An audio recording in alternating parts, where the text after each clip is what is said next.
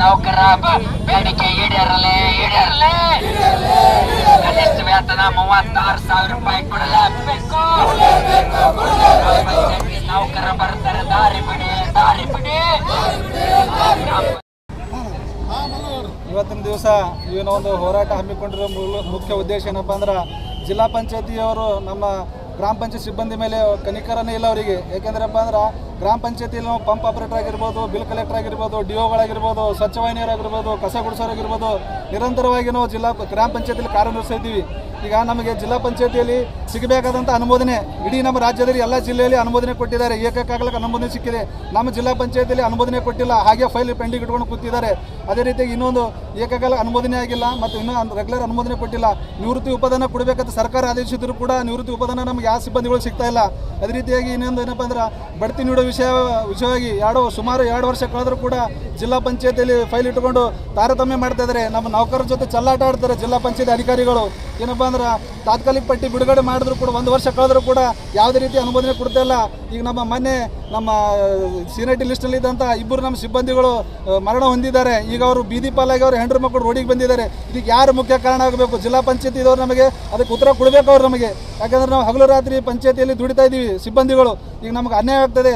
ಇಲ್ಲಿ ಮಲ್ತಾಯಿ ಧೋರಣೆ ಏನಪ್ಪ ಅಂದ್ರೆ ನಮ್ಮ ಮುಖ್ಯ ಜಿಲ್ಲಾ ಪಂಚಾಯತಿನ ನಮ್ಮದು ನೇಮಕಾತಿ ಪ್ರಾಧಿಕಾರ ಜಿಲ್ಲಾ ಪಂಚಾಯತಿ ನಮ್ದು ಏನು ಸಮಸ್ಯೆ ಇದ್ರೆ ಜಿಲ್ಲಾ ಪಂಚಾಯತಿಗೆ ಹೇಳ್ಕೊಂಬಂದ್ರೆ ಇಲ್ಲಿ ನಮ್ಮ ಬಗ್ಗೆ ಕನಿಕರನೂ ಇಲ್ಲ, ನಮ್ಮ ಬಗ್ಗೆ ಕ್ಯಾರೆ ಅಂತ ಇಲ್ಲ. ಈಗ ಹಾಗಾಗಿ ನಾವು ಏನದ ಈಗ ಬೀದಿಗಿಳಿದು ಹೋರಾಟ ಮಾಡೋ ಪರಿಸ್ಥಿತಿ ಬಂದಿದೆ. ನಮ್ಮ ಅಧಿಕಾರಿಗಳೇ ನಮಗೆ ತುಳಿತಾ ಇದ್ದಾರೆ.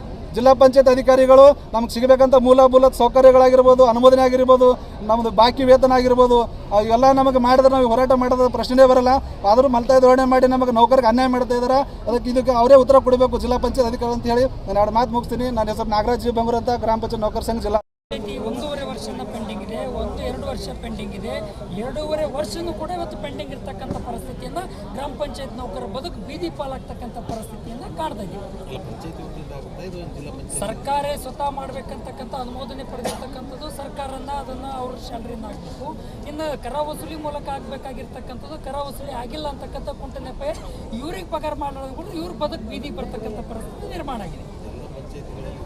ಎಂಟೈರ್ ಥ್ರೋಟ್ ಕಲಬುರಗಿ ಜಿಲ್ಲೆಯಲ್ಲಿರ್ತಕ್ಕಂಥ ಪರಿಸ್ಥಿತಿಯನ್ನು ಇದನ್ನು ಸಂಕಷ್ಟ ಎದುರಿಸ್ತಾ ಇದ್ದಾರೆ. ಬೇರೆ ಜಿಲ್ಲೆಯಲ್ಲೂ ಕೂಡ ಈ ಪರಿಸ್ಥಿತಿ ಇದೆ ಅಂದರೆ ಅವ್ರು ಸ್ವಲ್ಪ ಕರ ವಸೂಲಿ ಮೂಲಕ ಕ್ಲಿಯರ್ ಮಾಡ್ತಕ್ಕಂಥ ಪರಿಸ್ಥಿತಿ ಇದೆ. ಬಟ್ ನಮ್ಮ ಕಲಬುರಗಿ ಜಿಲ್ಲೆಯಲ್ಲಿ ವರಿಷ್ಠ ಆಗಿರ್ತಕ್ಕಂಥ ಪರಿಸ್ಥಿತಿ. ನಮ್ಮ ಒಂದು ವೇಳೆ ಅವರಿಗೆ ಬಿಟ್ಟು ದುಡಿಸ್ಕೊಳ್ಳೋದನ್ನು ಕೈ ಬಿಡಬೇಕು. ಅವ್ರು ಪಗಾರ ಕೊಡಲಿಲ್ಲ, ಪಗಾರ ಪೆಂಡಿಂಗ್ ಆಗ್ತಕ್ಕಂಥದ್ದು, ಅನುಮೋದನೆ ಪೆಂಡಿಂಗ್ ಆಗ್ತಕ್ಕಂಥದ್ದು.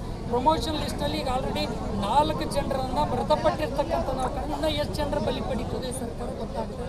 ಆದ್ರೆ ಕೂಡ ಒಂದು ವೇಳೆ ಇವತ್ತು ಮಾತುಕತೆ ಮಾಡಿ ಮಾಡಲಿಲ್ಲ ಅಂದರೆ ಕಂಟಿನ್ಯೂ